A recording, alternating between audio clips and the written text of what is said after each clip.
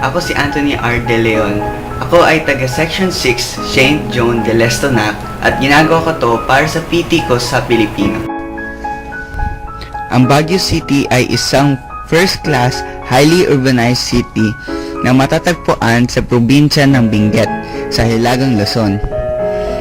Ang Baguio City ay center of business and commerce at center of education sa buong Hilagang Luzon. Ang Baguio City ay tinatawag na summer capital of the Philippines dahil sa malamig nitong klima. Ang Baguio City ay may populasyon ng 318,676 ayon sa 2010 census. Ito ay may tatlong pangunahing lingwahe, Ilocano, Pilipino, at Ingles. May tatlong pangunahing daan papunta sa Baguio. Ang Cannon Road, Marcos Highway, at Quirino Highway. Mayroon din Loocan Airport na siya lang ang iisang airport sa buong Baguio City. Maraming tourist attraction dito. Isa na dito ang Burham Park na may taong gawang ilog at mga bangka na pwede i-rent para mag-boating. Maraming piyesta na pinagdiriwang dito. Isa na dito ang Blooming Flowers Festival na pinagdiriwang sa buwan ng Pebrero at sa Marso. Sikat din ang tinatawag na Midnight Market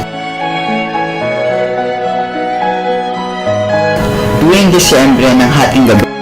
Marami din dito sikat na hotel tulad ng Hotel Venice, Gardenville Hotel, Hotel Elizabeth, at City Center Hotel.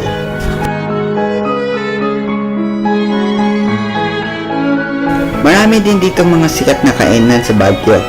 Pero kinuha ko lang ang top 3 ayon sa Milieu Magazine. Sa third place, ang Umay Gulay Restaurant na veterinarian restaurant na nasa gitna ng city. Sa second place, ang Forest House Restaurant na isang bed and breakfast na may local at international dishes. At sa first place ay ang sikat na Hill Station na na-vote as one of Asia's best restaurants. Dito ang menu ay both East and West na pagkain at meron silang sikat na pagkain na tinatawag na Death by Chocolate. Pag-usapan naman natin ang kabuhayan ng mga tao at kanilang mga kultura at kasaysayan sa Baguio City. Ang pangunahing kabuhayan sa Baguio City ay turismo. Dahil sa kanilang klima, maraming tao ay pumupunta dito. Mayroon din mga minahan at mga taniman ng iba't ibang produkto tulad ng palay at mga strawberries.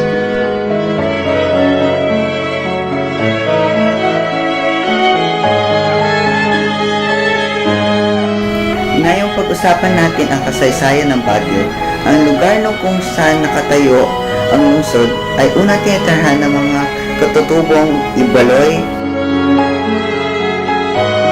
at Kankane. Noong taon ng 1903, pinangalan ng Philippine Commission ang Baguio na summer capital of the Philippines. Noong World War II naman, isa ang lungsod na inunang binomba na imperyo ng Hapon. Pero nung bumalik ang Amerikano, karamihan sa mga Hapon ay umatras sa lungsod. Ang Baguio ay may iba't ibang kultura na matatagpuan dito. Kaya mahirap matukoy ang kultura mismo ng lugar. Ang Baguio ay isang maganda at modernong lugar na puntahan. Ang klima dito ay kay sarap na ramdaman. Ngayon ay magpapakita ako ng mga pictures ko kasama ang pamilya ko sa Baguio.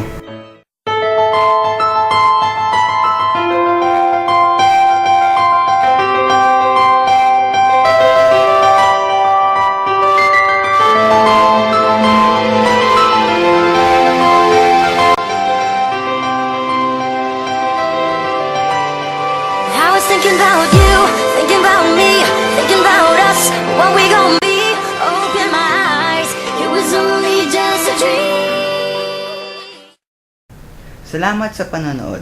Ako muli si Anthony R. De Leon, nagsasabi ng thank you and God bless.